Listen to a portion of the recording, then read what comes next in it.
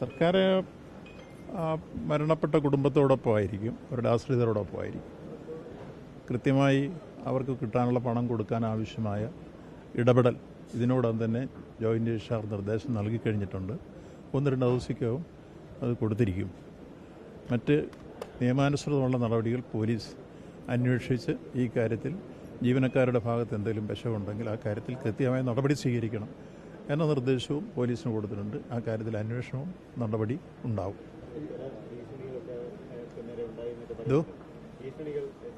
അതെ അല്ലേ, എന്തുണ്ടെങ്കിലും അന്വേഷിക്കട്ടെ, നമുക്ക് അന്വേഷണത്തിലൂടെ. അതുകൊണ്ടാണ് പോലീസ് അല്ല, അത് കൃത്യമായി പോലീസ് അന്വേഷിക്കുന്നു.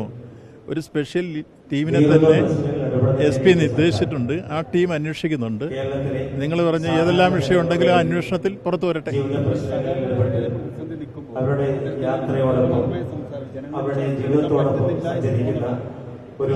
വേറെ എവിടെയും പ്രശ്നങ്ങളില്ലല്ലോ. ഇവിടെ ഉണ്ടായ വിഷയം അദ്ദേഹത്തിന് 90 ലക്ഷം രൂപ കൊടുക്കാനുണ്ടായിരുന്നു. അതിൽ 12 ലക്ഷം രൂപ ഒഴിച്ച് ബാക്കി മുഴുവൻ കൊടുത്തു കഴിഞ്ഞിരുന്നു. ഈ അവശേഷിക്കുന്ന 12 ലക്ഷം രൂപയേ ഉള്ളൂ. അതിന് വന്നപ്പോൾ ജീവനക്കാരുടെ ഭാഗത്ത് നിന്ന് മോശമായ പ്രതികരണം ഉണ്ടായി എന്നുള്ളതാണ് അദ്ദേഹത്തിൻ്റെ കുറിപ്പിൽ പറഞ്ഞതായി പോലീസ് പറയുന്നത്.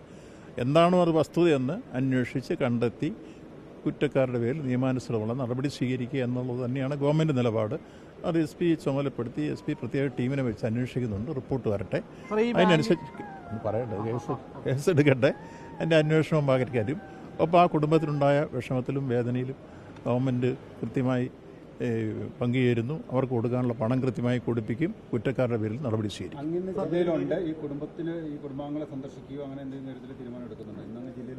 ഇല്ല, ഞങ്ങൾക്കിപ്പോൾ ഇന്നത്തെ പരിപാടി ഞങ്ങൾ അദാലത്താണ് നേരത്തെ തീരുമാനിച്ച. ഇവിടെയും അതുപോലെ തന്നെ ഇടുക്കിയിലുമാണ് അദാലത്ത് പരിപാടിയാണ്. അവിടുത്തെ അന്വേഷണ റിപ്പോർട്ട് വന്നതിന് ശേഷം ബാക്കി കാര്യങ്ങൾ എന്തോ നിശ്ചയം കുടുംബത്തിന് എപ്പോഴും കുടുംബത്തോടൊപ്പമാണെന്ന് ആദ്യം തന്നെ പറഞ്ഞു കഴിഞ്ഞല്ലോ.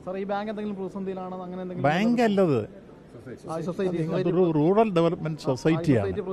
ബാങ്ക് യഥാർത്ഥത്തിൽ ബാങ്കിൻ്റെ ഏതെങ്കിലും തരത്തിലുള്ള പ്രൊസീഡിങ്സോ അവരതനുസരിച്ച് മറ്റതിന് ബന്ധപ്പെട്ട കേന്ദ്രങ്ങളുമായിട്ടുള്ള അഫിലിയേഷനോ ഒന്നും ആ സ്ഥാപനത്തിലുള്ളതായിട്ട് ഇതുവരെ റിപ്പോർട്ട് വന്നില്ല. എല്ലാം പരിശോധിക്കാൻ പറഞ്ഞിരിക്കുക. ഇതൊരു റൂറൽ ഡെവലപ്മെന്റ് സൊസൈറ്റി മാത്രമാണ്. ഏതെങ്കിലും രീതിയിൽ ഈ ഭീഷണി മുഴക്കിയതായിട്ട് CPM ഏരിയ സെക്രട്ടറിയാണ്, ബാങ്കിൻ്റെ മുൻ പ്രസിഡന്റ് കൂടിയാണ്. ഏതെങ്കിലും രീതിയിൽ ഭീഷണി അതിനകത്തുണ്ട്, അതൊരു ആത്മഹത്യാ പ്രേരണയ്ക്ക് വഴിയൊരുക്കിയിട്ടുണ്ടെന്ന് കണ്ടെത്തലുണ്ടായാൽ അദ്ദേഹത്തെ അതോടുള്ള പാർട്ടിയുടെ നിലപാടുണ്ടായിരുന്നു. കൃത്യമായി ആ കാര്യത്തിൽ പാർട്ടിയുടെ നിലപാട് പാർട്ടി സെക്രട്ടറി വിശദീകരിച്ച് കഴിഞ്ഞിട്ടുണ്ട്. ആരെയും സംരക്ഷിക്കുന്ന പാർട്ടിയല്ല ഈ പാർട്ടി. എവിടെയെങ്കിലും പിശകുണ്ടായാൽ ആ പിശക് തിരുത്താനും അതിനാവശ്യമായ നടപടി സ്വീകരിക്കുകയും ചെയ്തു പോകുന്നു. അതന്വേഷിച്ച് റിപ്പോർട്ട് വരട്ടെ. റിപ്പോർട്ട് വരുന്നവരെ നിങ്ങൾ കാത്തിരിക്കും.